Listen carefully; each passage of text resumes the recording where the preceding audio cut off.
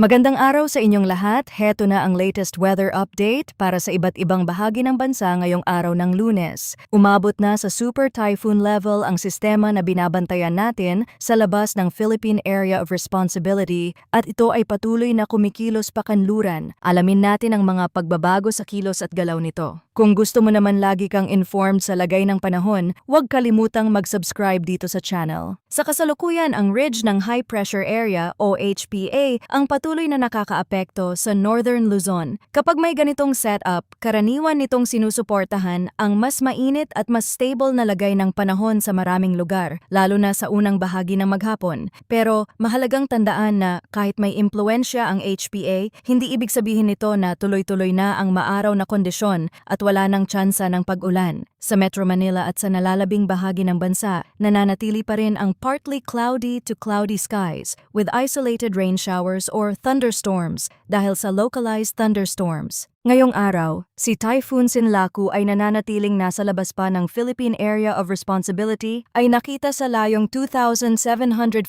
kilometers silangan ng northeastern Mindanao. Taglay nito ang maximum sustained winds na 175 kilometers per hour malapit sa gitna at ang bugso nito ay umaabot sa 215 kilometers per hour. Sa kasalukuyan, mabagal ang pagkilos nito pahilaga. Mahalaga ito dahil hindi na lamang ito isang mahinang disturbance sa karagatan. Isa na itong ganap na typhoon at habang nananatili pa itong malayo sa bansa, malinaw na kailangan natin itong bantayang mabuti sa mga susunod na araw, lalo na kung magpapatuloy ang paglapit nito sa mas malapit na bahagi ng ating monitoring area. Para sa Metro Manila at sa nalalabing bahagi ng bansa, ang pangkalahatang tema ng lagay ng panahon ay pabago-bago. May mga oras na maaliwalas ang kalangitan at tila panatag ang panahon pero sa tanghali hanggang hapon, lalo na kapag mas umiigting ang init, tumataas din ang tsansa ng thunderstorm. Hindi ito nangangahulugang maliit na bagay lang ang ulan o hindi na dapat paghandaan. Ang ibig lamang sabihin nito ay hindi sabay-sabay at hindi pantay-pantay ang magiging epekto ng pag-ulan sa bawat lugar. May mga lugar na mananatiling tuyo at mainit sa buong maghapon, habang may ibang lugar naman na pwedeng makaranas ng malakas na buhos ng ulan sa loob lamang ng maikling oras. Kaya sa ganitong uri ng panahon, hindi sapat na tingnan lang ang lagay ng kalangitan sa umaga para sabihing ganoon na rin ang sitwasyon hanggang gabi. Sa Metro Manila, ito yung mga araw na madaling makapanlinlang. Maaaring sa umaga ay maayos ang sikat ng araw at iisipin ng marami na tuloy-tuloy na ang magandang panahon. Pero pagdating ng hapon, lalo na kapag mas ramdam ang init at mas mabigat ang pakiramdam ng hangin, pwedeng biglang kumapal ang ulap at magkaroon ng thunderstorm sa ilang bahagi ng lungsod.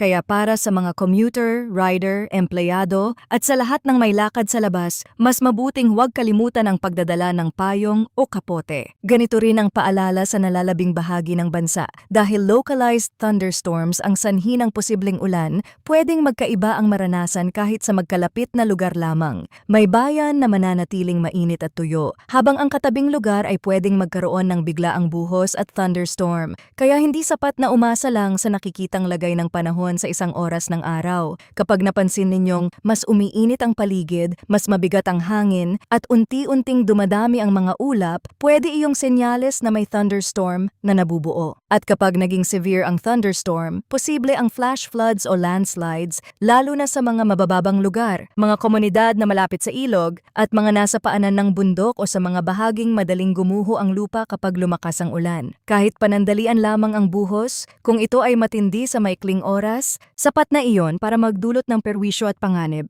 Pagdating naman sa hangin at kondisyon ng karagatan, sa Northern Luzon, inaasahan ang mahina hanggang katamtamang lakas ng hangin na magmumula sa timog silangan hanggang timog. Ang coastal waters dito ay slight to moderate na may taas ng alon na nasa 0.6 hanggang 1.8 meters. Sa Visayas at sa natitirang bahagi ng Luzon, mahina hanggang katamtaman din ang hangin at ito ay magmumula sa silangan hanggang hilagang silangan. Sa Mindanao naman, mahina hanggang katamtaman din ang hangin at ito ay magmumula sa hilagang silangan hanggang hilaga. Sa pangkalahatan, slight to moderate ang kondisyon ng mga karagatan sa iba't ibang bahagi ng bansa at may taas ng alon na umaabot sa 0.6 hanggang 1.8 meters. Ibig sabihin, wala namang indikasyon ng napakagulong dagat sa kabuuan pero hindi pa rin ito sapat na dahilan para maging kampante ang mga gumagamit ng maliliit na bangka. Kapag may thunderstorm na mabuo sa malapit o biglang magbago ang ulap at hangin, pwede pa ding maging masama ang aktual na kondisyon sa dagat kahit hindi naman ganoon kataas ang alon base sa pangkalahatang forecast. Kung titingnan naman natin ang temperatura at relative humidity, sa nakalipas na 24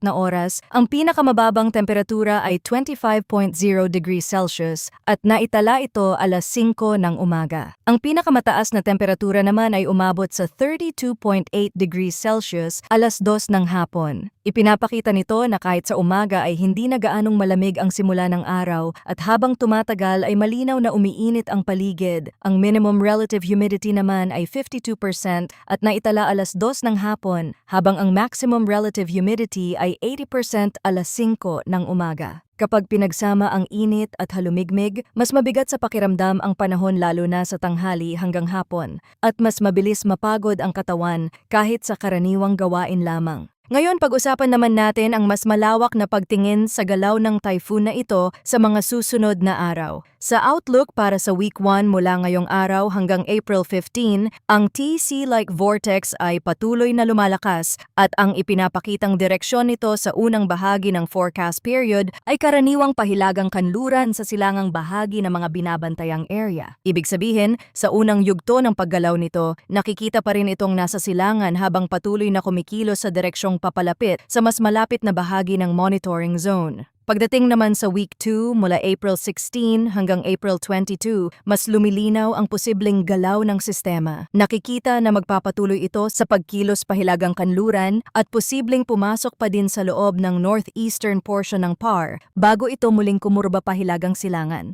Patungo sa southern coast ng Japan, ito ang isa sa pinakamahalagang bahagi ng update dahil malinaw na may posibilidad itong makapasok sa loob ng Philippine Area of Responsibility bago tuluyang kumurba paalis.